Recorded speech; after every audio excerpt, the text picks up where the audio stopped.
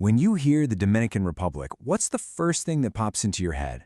Well, we're about to peel back the layers of that perfect postcard image to uncover the complex, fascinating, and really resilient nation that lies just underneath the surface. I mean, this is the picture that's sold to the world, right? You've got the sun-soaked beaches, the all-inclusive resorts. It's the perfect Caribbean escape. And look, that image is definitely true, but it's not even close to the whole story. Because behind that idyllic travel brochure is a nation that was forged in centuries of turmoil and triumph. And that is the real story we're going to dive into today. All right, Section 1, a history of resilience. Seriously, to get a handle on the Dominican Republic today, you have to understand its past. And it's a dramatic story of colonization, revolution, and a spirit that just refuses to break. Okay, so this isn't just some boring list of dates. This is basically the pulse of a nation's fight to exist. It all kicks off in 1492 when Columbus lands, but the real birth of the nation as we know it, that's 1844 when they declare independence from Haiti. But that freedom, it didn't last.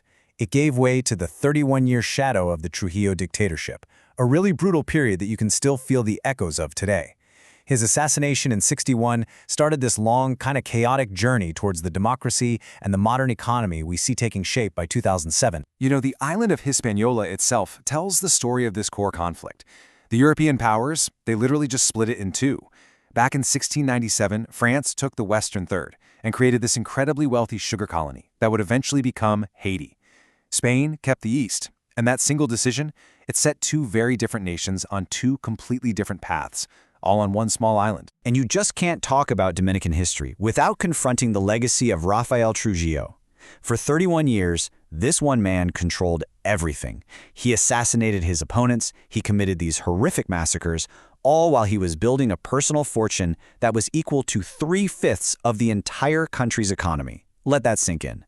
It was a regime built on absolute, terrifying power. But you know, a dictator like Trujillo doesn't just appear out of nowhere. He was really the product of a chaotic 19th century that was defined by these caudillos, basically military strongmen who would seize power by force, trapping the new nation in this endless cycle of civil unrest and foreign intervention. So, moving on to Section 2, the land of extremes. And it turns out the country's geography is every bit as dramatic and full of contrasts as its history. Get this for a second. This one single nation is home to both the highest peak and the lowest point in the entire Caribbean. It's wild. You got Pico Duarte soaring up over 10,000 feet, and then you have Lake Enriquillo, which sits more than 140 feet below sea level. That kind of range, that difference in elevation on a single island, it's just staggering. Yeah, negative 44 meters. That's the surface of Lake Enriquillo. And hey, if that wasn't unique enough for you, this saltwater lake is also home to a pretty big population of American crocodiles. It's this surreal, almost prehistoric landscape right in the middle of the tropics.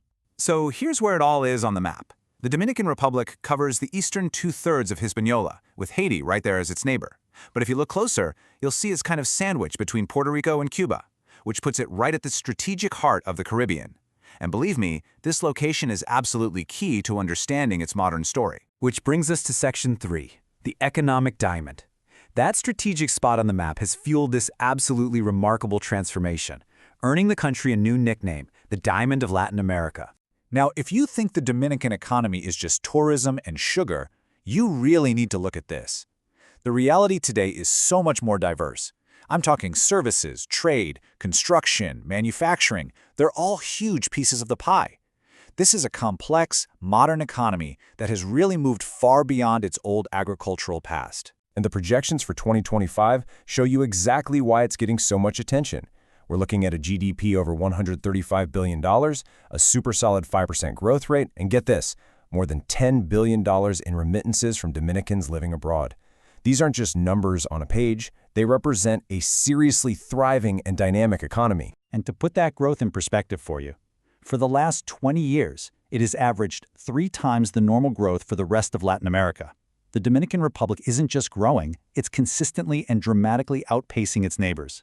It's really cementing its status as a regional powerhouse. And you know, one of the most powerful things driving all this economic success is actually a social one. Just a generation ago, women only made up about 20 to 30% of the workforce. Today, It's about half. That is an incredible shift and has massively boosted social stability and broadened the entire economic base of the country. It's a game changer.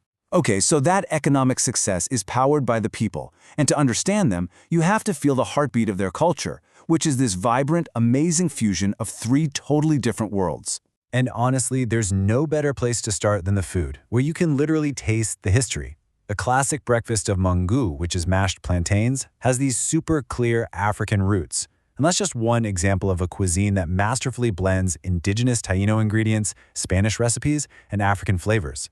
This cultural blend is it's everywhere. You see the European heritage in the old colonial architecture of Santo Domingo, and you hear it in the Spanish language.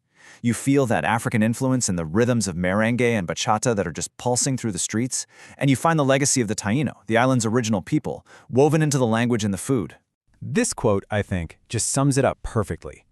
It's not just a mix, it's a three-part harmony.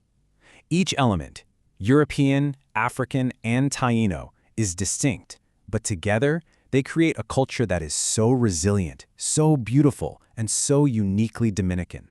So, that's where we'll end. The Dominican Republic has absolutely earned its title as the Diamond of Latin America through some incredible growth and resilience. But the big question for its future is a tough one. Can the brilliance of its economic success overcome the deep, persistent shadows cast by the crisis right at its border with Haiti? It's a huge challenge, and it's one that's going to define its next chapter.